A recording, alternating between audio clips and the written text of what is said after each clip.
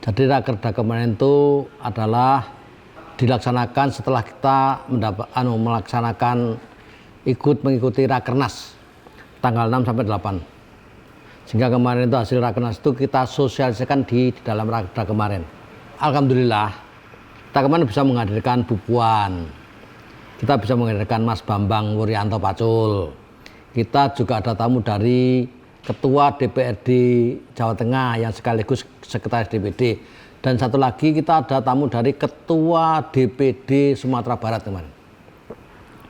Dan dari tanggal 6 sampai 8 itu dan kami kemarin itu pertama kali mengadakan Rakerda dalam konteksnya untuk mensosialisasikan hasil daripada Rakernas itu.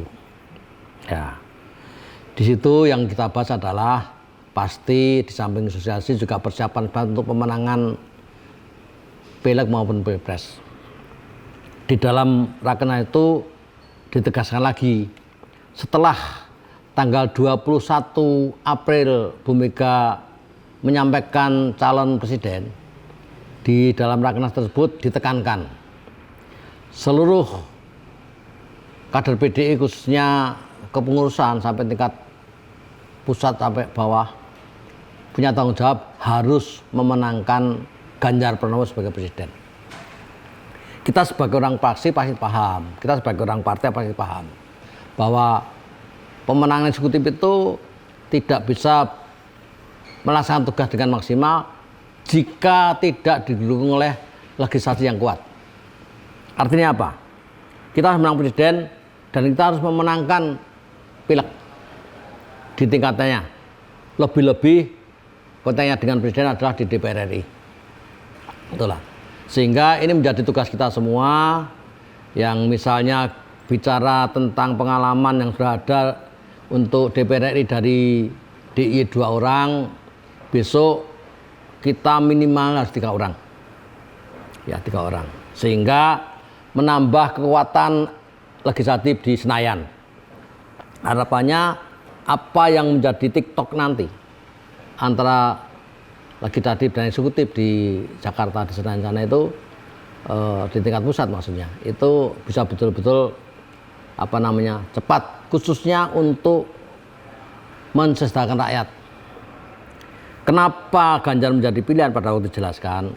Satu, menurut PD Perjuangan ini dan kita yakini betul bahwa Ganjar itu figur yang siap untuk mempertahankan, meneruskan apa yang sudah dilakukan oleh presiden sebelumnya. Satu.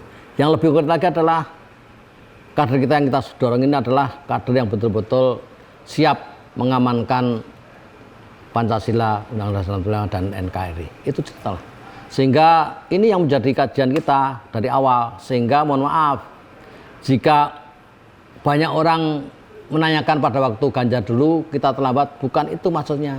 Tapi kita harus memilih orang yang tepat untuk bisa menerjemahkan apa yang diinginkan Soekarno dan sudah diterjemahkan oleh Bu Mega, Pak Jokowi, dan nanti Ganjar akan menerjemahkan itu. Sehingga kesejahteraan masyarakat, harapan kita semakin baik. Jangan sampai nanti setiap pemerintahan ganti pemikiran sehingga yang dirugikan rakyat. Kami tidak itu. PD sedang mencoba untuk bagaimana apa yang sudah dilakukan oleh Pak Jokowi nanti teruskan Ganjar. Dengan konsekuensi kita harus bekerja keras untuk memenangkan pileg di masing-masing tingkatan. Bahkan maaf untuk DIY kali ini kita mempersiapkan diri untuk memenangkan DPD. Yang setiap 5 tahun sekali kita nggak dapat, tapi kali ini kita akan berharap untuk bisa dapat. Dan sudah kita satukan. Kita punya cara sendiri untuk memenangkan dan tidak mungkin kita sampaikan di forum terbuka ini.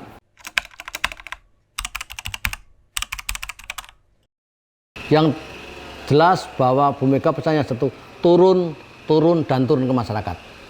Tanpa itu, tanpa menyapa masyarakat, tanpa mengetahui apa yang terjadi masyarakat, itu kita tidak punya bekal. Baik masyarakat simpatik maupun nanti jika kita menang untuk bisa dijadikan perjuangan kita sehingga segera terjawab.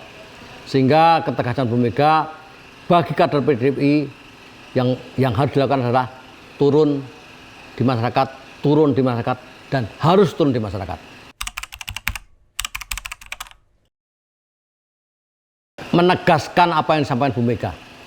Menjadi percuma kita setiap hari ketemu dengan banyak pihak, tetapi setelah itu kita tidak turun. Artinya kunci keberhasilan PDI itu menurut PDI, baik apa yang disampaikan Bu Mega dan Mbak Puan adalah harus turun ke masyarakat. Untuk teman-teman DIY, kita sudah nyatakan di Rakernas kemarin bahwa untuk Jokowi ini kita menangkan untuk pilpresnya kemarin 69,sekian% dan besok minimalnya 70%. Dan semua kursi yang di tingkat 1 kita minimal tambah staf double 1. Sehingga target untuk tingkat 1 besok kita 24 kursi paling. Tingkat 2 juga begitu juga. Karena kita sudah punya sistem pertarungan, perseteruan di dalam kontestasi politik, pasti PDI besok kursinya akan bertambah.